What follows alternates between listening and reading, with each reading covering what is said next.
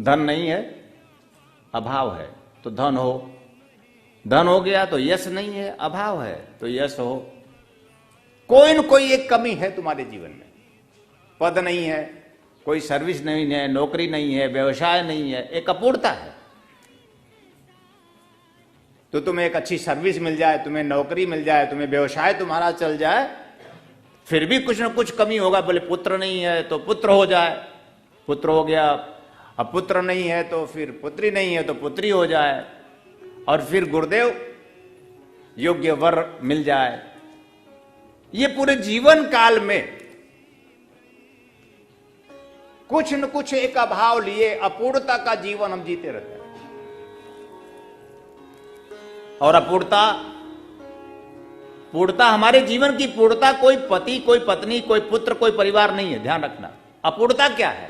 अपूर्णता यह है कि हम ये सोचते हैं कि ये हो जाएगा तो हम पूर्ण हो जाएंगे, और वो हो गया तो क्या पूर्ण हो गए। फिर हम ये सोचते हैं कि ये हो जाएगा तो हम पूर्ण हो जाएंगे, फिर वो हो भी हो गया तो पूर्ण हुए गए। इसका मतलब ये होने से या ये ना होने से पूर्णता नहीं है, पूर्णता है कि आप हो जाइए।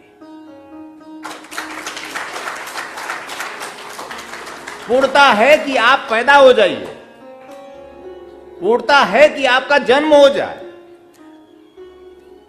पूर्णता है कि आपका जन्म हो और आपके जन्म में एक ऐसी चेतना आपको प्राप्त हो, अद्वितीयता का, श्रेष्ठता का चेतना हो। हम अद्वितीय बनना चाहते हैं। अद्वितीय का मतलब होता है मेरे जैसा कोई ना हो, सिर्फ मैं, एकमात्र परमात्मा का अनुपम कृति। और तुम मुझे ढूंढते हो इस दुनिया में कि अगर कमलेश्वरानंद को ढूंढो तो हमारे पास ही आना पड़ेगा। ऐसी सोच का, ऐसे चिंतन का, ऐसी विशिष्टता का, ऐसी श्रेष्ठता का, ऐसी ऊंचाई का, ऐसे गौरी शंकर का चिंतन ले हुए कमलेश्वरानंद आपको मिलेगा तो मिलेगा। और लालटेन लेके आप खोजो अपना भी चेहरा लेके, तो आप जैसा कोई नहीं मिलेगा, क्योंकि आप भी अद्वितीय हो। एक ने एहसास कर लिया, गुरुत्व प्राप्त किया, और एक अभी सुप्त है, एहसास नहीं किया तो गुरुत्व प्राप्त नहीं। गुरुत्व ओम ब्रह्मानंदम परम सुखदम, जीवन का सार ब्रह्म आनंद प्राप्त नहीं।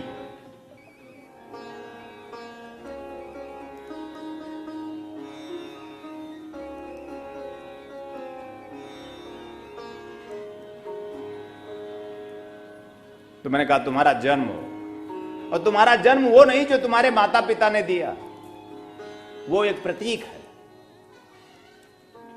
हिरण्य गर्भ रूप में तुम अपने मां के गर्भ में थे, हिरण्य गर्भ स्वरूप, वहां भी आप हिरण्य गर्भ में थे।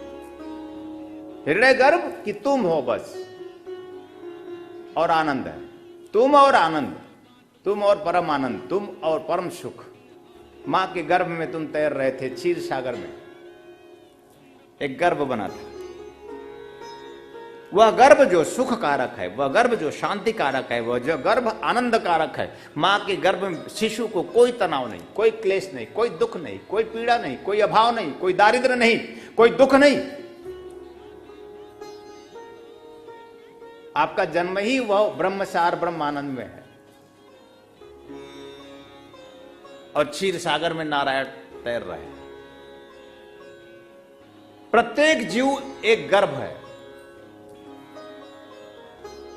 और एक बार उस गर्भ में स्थापित है, और कुछ समय बाद जब इस धरा पर आता है, तो जब मां के गर्भ से बाहर निकलता है तो चिंतित और परेशान, दुख और रोग, शोक, माया सब घेर लेती है। अभी तक कोई नहीं है, और जन्म लेते ही उसका कोई मां, कोई बाप, कोई दादा, कोई दादी, कोई नाना, कोई नानी, कोई चाचा, कोई चाची, दुनिया भर के लोग प्रकट हो जाते हैं एकदम धम्म से उसके साथ, और बोलते हैं, सिखाते हैं, मैं तेरी मां हूं, बोल बोल मां, मां कह। फिर कुछ बड़ा, तेरे पापा हैं, ये अच्छा ये तेरे चाचा हैं, उसको सिखाया जाता है सब, ये नाना है, ये दादा है, दादी है। एक बार भी नहीं कहा कि ये तेरा गुरु है। गुरु बोल बेटा, ये सब मिट जाएंगे, लेकिन चेतना के रूप में गुरु अमिट रहता है।